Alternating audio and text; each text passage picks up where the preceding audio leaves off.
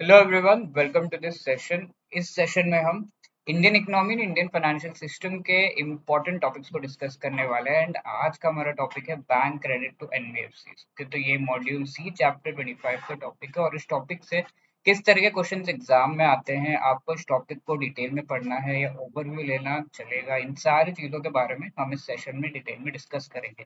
So please stay tune till the end of this video. If you are preparing for the JAIIB exam तो आपको पता होगा कि previous year questions के basis पर आगे जो एग्जाम में क्वेश्चंस आने वाले हैं उनका ट्रेंड जानना एग्जाम के प्रिपरेशन का बहुत इंपॉर्टेंट पार्ट है। तो we have prepared the previous year questions of JAIIB exam along with that most important topics and MCQs. इसका एक बढ़िया पीडीएफ डॉक्यूमेंट हमने बनाया है which you can download by clicking the link given in the description of this video. Okay, तो आज का हमारा टॉपिक है बैंक क्रेडिट टू एनबीएफसी। तो एनबीएफसी के बारे में हमने अच्छे तरीके से डिस्कशन कर रखा है कि ये नॉन बैंकिंग फाइनेंशियल कंपनीज होते हैं। तो नॉन बैंकिंग इनका नाम में नॉन बैंकिंग है तो but actually they do financial activities which are just like bank. Okay, non banking क्यों है? बिकॉज ये बैंकिंग रेगुलेशन एक्ट के तहत इन्हें रेगुलेट नहीं किया जा सकता, इस एक्ट के तहत स्टैब्लिश्ड नहीं है।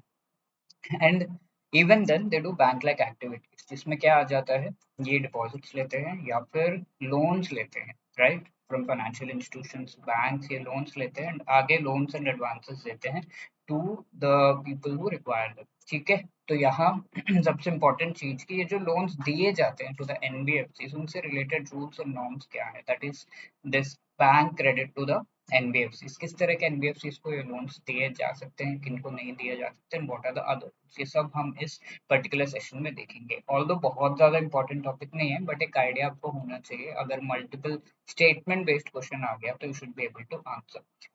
तो सबसे पहला यहाँ पर पार्ट है कि यू शुड नो ऐसे एनबीएफसी जो कि आरबीआई के द्वारा, आरबीआई के अंडर रजिस्टर्ड है, रिजर्व बैंक ऑफ इंडिया के अंडर रजिस्टर्ड है। तो ऐसे एनबीएफसी को बैंक क्रेडिट मिलने से रिलेटेड कौन से रूल्स एंड रेगुलेशंस को फॉलो करना होता है? सबसे पहली बात है, बोर्ड अप्रूव्ड लोन पॉलिसी होनी चाहिए बैंक्स की जो इस तरह के एनबीएफसी को लोन्स दे रहे हो।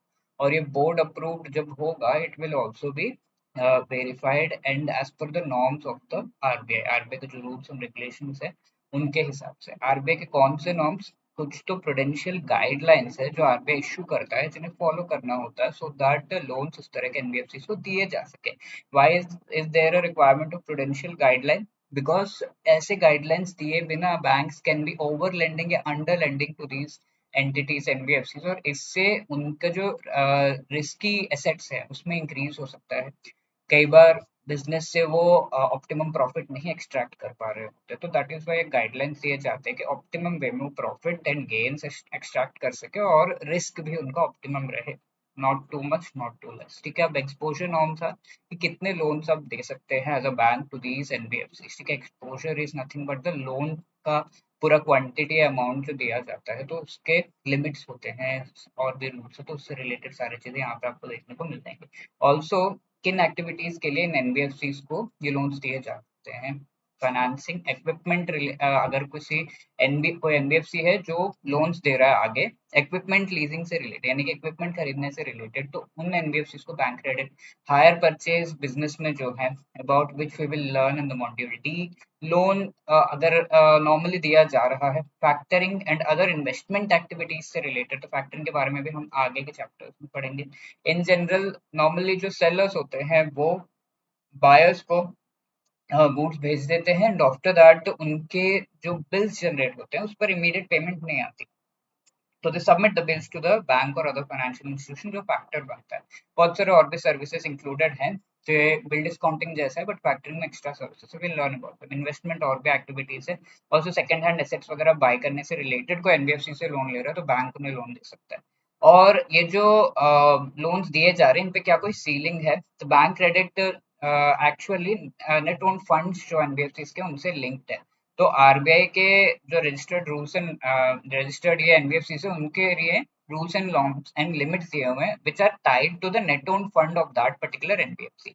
लेट्स से एक एनबीएफसी है जिसका 100 करोड़ उसका नेट ओन फंड है। ठीक है, net own fund is the fund जिससे इस एनबीएफसी का एस्टैब्लिश किया गया एंड उसका बिजनेस चल रहा है। तो 100 करोड़ के 100% या 150% ऐसा जो है उससे रिलेटेड ये सीलिंग्स रहते हैं। नीड बेस्ड फाइनेंस भी प्रोवाइड किया जा सकता है, यानी कि एकदम इंस्टेंट एंड शॉर्ट टाइम में अगर एनबीएफसी को फाइनेंस चाहिए सो एज टू पे फर्दर, ठीक है, या फिर किसी और को ये फाइनेंस प्रोवाइड करने से related, so that also can be provided. Apart from that there are other NBFC जो आरबीआई के द्वारा रजिस्टर्ड नहीं है। ऐसे कौन से एनबीएफसी?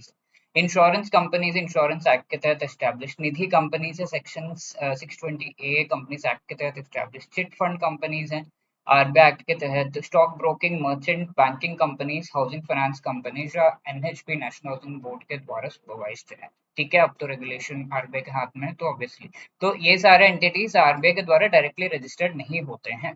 तो इनको क्या बैंक क्रेडिट दिया जा सकता है? यस। और ये बैंक्स का खुद का डिस्क्रिशन है based upon various aspects like merit की वो बैंक कितना, वो एनबीएफसी कितना अच्छे से परफॉर्म कर रहा है, क्रेडिट का पर्पस क्या है, नेचर क्वालिटी ऑफ एसेट्स जो यहाँ पर कोलेटरल में रखे गए हैं उनका क्या क्वालिटी है, रीपेमेंट कैपेसिटी किस तरीके की है, रिस्क इवैल्यूएट करने के बाद क्या दिया जा सकता है, नहीं, क्रेडिट रेटिंग, ये सब के बेसिस पर बैंक्स अपने हिसाब से डिसाइड कर सकते हैं इन एंटिटीज को कितना क्रेडिट एंड लोन प्रोवाइड करना है। अब ऐसे NBFCs activities of the NBFCs which are not eligible, ठीक है, तो जो एनबीएफसी इस तरह के क्रेडिट पाने के लिए या फिर एनबीएफसी के कौन से, कोई भी एनबीएफसी हो, अभी हमने देखा ऐसे एनबीएफसी जो आरबीआई के द्वारा रजिस्टर्ड है, जो रजिस्टर्ड नहीं है। अब तीसरा, सारे एनबीएफसीज जो पर्टिकुलर एक्टिविटीज के लिए ही लोन ले सकते हैं बैंक से, कुछ एक्टिविटीज के लिए ये लोन नहीं ले सकते। कौन से ऐसे एक्टिविटीज है which are not permissible if the NBFC is doing, तो उन्हें लोन नहीं मिलेगा। बिल डिस्काउंटिंग, रीडिस्काउंटिंग, एक्सेप्ट अगर वो commercial vehicle including light vehicle, two three wheeler vehicle से रिलेटेड अगर लोन्स दे रहे हैं एनबीएफसी, तो उनके ऊपर बिल डिस्काउंटिंग रिलेटेड जो है बैंक्स हेल्प कर सकते हैं। Apart from that any other kind of bill discounting, rediscounting NBFC अगर कर रहे हैं तो दैट इज नॉट वैलिड। उन्हें कमर्शियल व्हीकल से रिलेटेड जो है वो एक वैलिड एक्टिविटी है of the NBFC which is qualified so as to get the loan from the banks. अब एनबीएफसी से कौन से इन्वेस्टमेंट्स यहाँ पर जो है जो जिन पर ये लोन्स वगैरह नहीं दिए जा सकते, तो current and long term nature के इन्वेस्टमेंट्स, नीड बेस्ड फाइनेंस दिया जा सकता है, but current and long term के इन्वेस्टमेंट अगर एनबीएफसी करना चाहते हैं उसके लिए कोई बैंक क्रेडिट नहीं दिया जा सकता। लोन जो अनसिक्योर्ड है जो एनबीएफसी दे रहा है, अदर सिक्योरिटी नहीं है, कोई कोलेटरल नहीं, कुछ नहीं है, तो ऐसे केस में भी नहीं दिया जा सकता। इंटर कॉर्पोरेट डिपॉजिट वगैरह, लोन्स एंड एडवांसेस, सब्सिडियरीज को अगर दे रहा है एनबीएफसी, अपने सब्सिडियरी को लोन दे रहा है, तो उसके लिए बैंक क्रेडिट नहीं देगा आपको। आईपीओ सब्सक्राइब करने के लिए एनबीएफसी किसी को लोन दे रहा है, तुम लोन लो और आईपीओ सब्सक्राइब करो, तो ये रिस्की बिजनेस हो गया, तो उसके लिए बैंक नहीं देगा। तो ये लंबा चेन हो गया ना, बैंक ने एनबीएफसी को लोन दिया, एनबीएफसी ने फिर इस आईपीओ सब्सक्राइब करने वाले को लोन दिया, उसने आईपीओ सब्सक्राइब किया, इसका अगर लॉस होगा तो पूरा सबका लॉस होगा, ठीक है। और ब्रिज लोन्स यानी कि short term high interest loans भी एनबीएफसी जब दे रहा है तो उसके लिए बैंक का क्रेडिट या लोन नहीं प्रोवाइड करेगा। शेयर्स, डिबेंचर्स जो कि कैन नॉट बी एक्सेप्टेड, ठीक है। अगर एनबीएफसी कोई लोन दे रहा है तो किसी अपने खुद का शेयर्स या डिबेंचर्स वगैरह जो है एज अ कोलेटरल सिक्योरिटी नहीं दे सकता। इंटर कॉर्पोरेट डिपॉजिट लोन्स, अगर एक कंपनी से दूसरे कंपनी को लोन दिया जा रहा है एंड एनबीएफसी यहाँ पे गारंटी दे रहा है कि अगर इसने पेमेंट बैक नहीं किया तो एनबीएफसी पे करेगा, तो this is a guarantee provided by the NBFC over the inter corporate deposit loan, और उसके लिए कोई क्रेडिट वगैरह बैंक से ले रहा है तो that can not be provided. या फिर कोई बैंक से या फिर फर्दर गारंटी ले रहा है तो दैट इज नॉट प्रोवाइडेड, ठीक है। तो ये सारे एक्टिविटीज है which are not eligible to get the NBFC bank credit to the NBFC, ठीक है। अब ये आपके लिए क्वेश्चन है, please try to answer this. जब जून 2024 में क्वेश्चन पूछा गया था, ठीक है। Apart from that we have this question जो प्रीवियस सेशन में पूछा गया था, the request for information from borrower to NBFC should be fulfilled in dash days, ठीक है। तो ये क्वेश्चन में one of the option is 2, 3 and 4 only, ठीक है।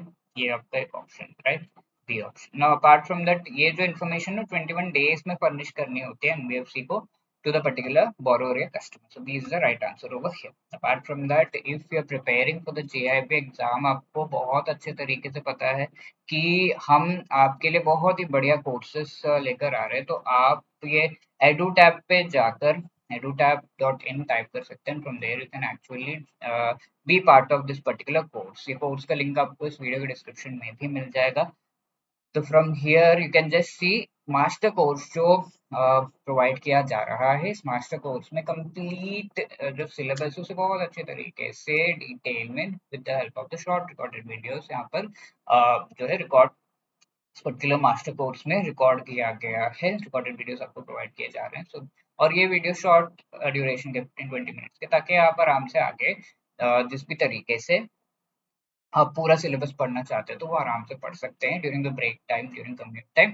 Also each and every chapter wise आपको MCQ, chapter wise notes, full and mock test of each and every component वो भी प्रोवाइड किया जा रहा है। एंड एग्जाम से पहले रिवीजन के लिए लाइव क्लासेस के थ्रू मोस्ट इंपॉर्टेंट टॉपिक्स आपको पढ़ाए जाएंगे।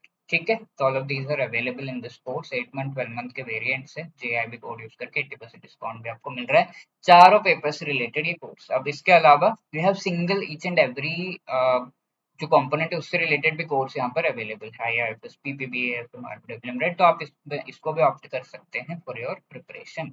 इसके अलावा अगर आपके कोई doubts, you can always call us on this number, you drop a mail at hello@edutech.com। All the best, thank you so much.